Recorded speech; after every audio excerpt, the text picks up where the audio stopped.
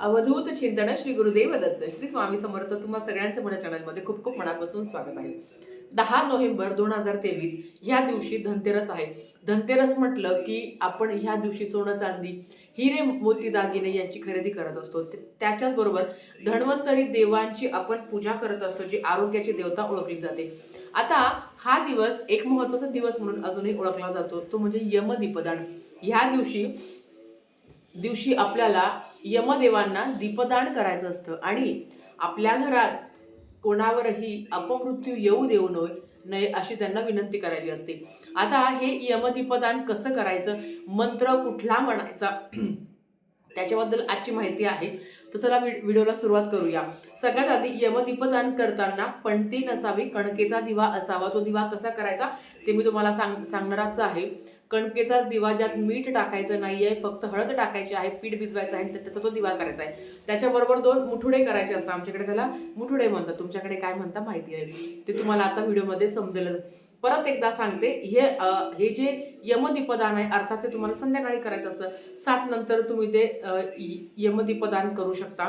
रात्री late night पर्यंत केलं तरी चालतं. म्हणजेच 10-11 पर्यंत जरी तो दिवा विजला तरी पण तुम्ही घरातले सगळे सदस्य त्या ठिकाणी असायला हवे. त्या सगळ्यांनी एक मंत्र म्हणायचा असतो. तो मंत्र पण मी तुम्हाला सांगणार आहे. आणि सगळ्यात महत्त्वाचं, ह्या दिव्याचं नंतर काय करायचं, अर्थात दुसऱ्याच दिवशी हे तुम्ही निर्माल्यात टाकू शकता किंवा जर जवळपास कुत्रा असेल तर त्याला खायला दिलं तरी चालेल, नसेल तर तुम्ही निर्माल्यात टाकू शकता. तर आता आपण बघूया की यमाचा दिवा कसा तयार करायचा.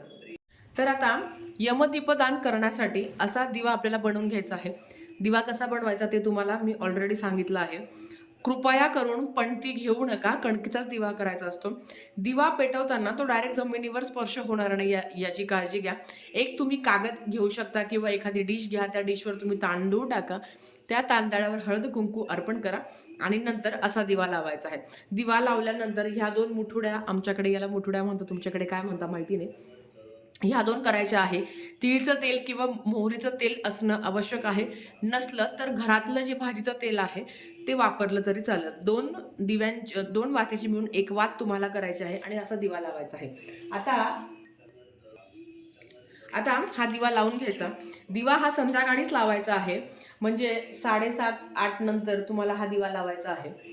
धनतेरसच्या दिवशी 8-8:30 म्हणजे 7:30 नंतर हा दिवा लावायचा आहे.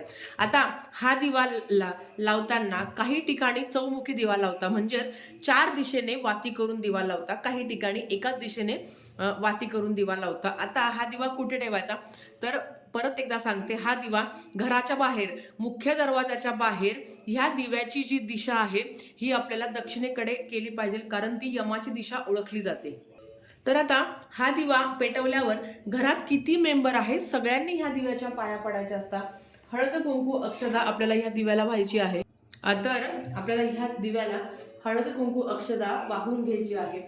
हे जे 2 मुठुडे केले आहेत त्यांनाही आपल्याला हळद कुंकू वाहून घ्यायची आहे. नमस्कार करायचा आहे आणि एक मंत्र म्हणायचा आहे. आता लक्षात घ्या, ज्या मुलांना म्हणजे अर्थात घरात लहान मुलं असतील किंवा वयस्कर असतील, ज्यांना लिहिता वाचता येत नाही, त्यांनी फक्त प्रार्थना करायची आणि बाकीच्यांनी सगळ्यांनी ह्या दिव्याला नमस्कार करायचा. आता ज्या ठिकाणी चौमुखी दिवा लावला जातो, म्हणजे 4 दिशांनी वाती करून दिवा लावला जातो, तर त्यांनी तो घराच्या दक्षिण दिशेला, घराच्या बाहेर दक्षिण दिशेला, आपल्याच दारात, लोकांच्या दारात लावायचा नाहीये, घराच्या बाहेर दक्षिण दिशेला तुम्हाला तो दिवा लावायचा आहे.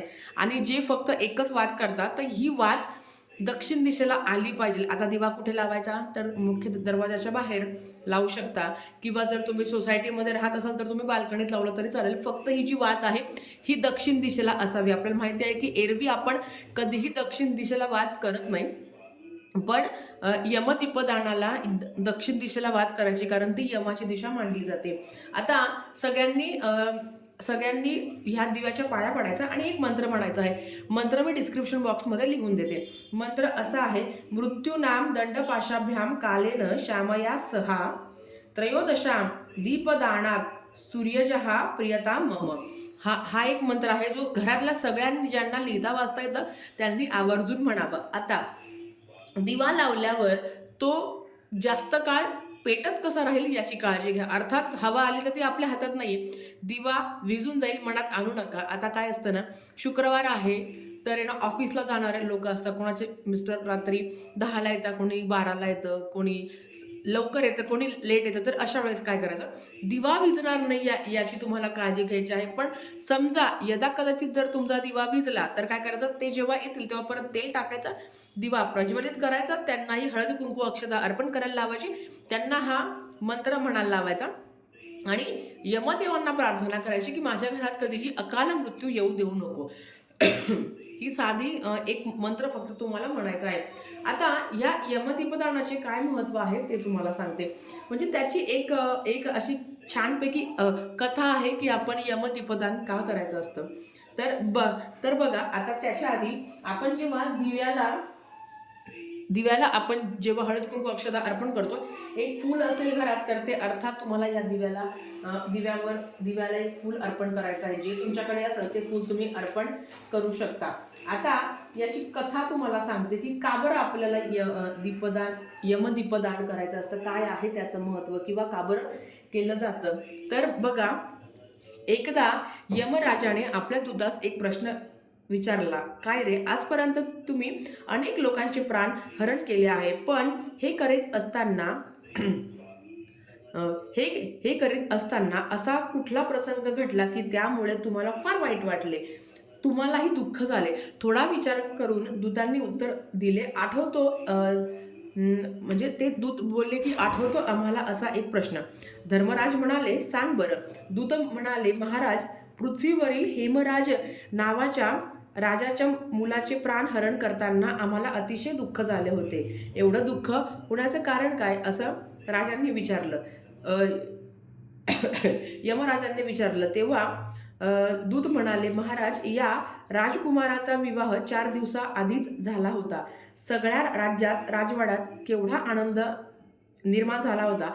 तो आनंद संपण्याच्या आतच राजपुत्राने आपल्या विवाहाचा राजशृंगार उतरवायच्या आतच त्याचे प्राणहरण करण्याची वेळ आमच्यावर आली होती.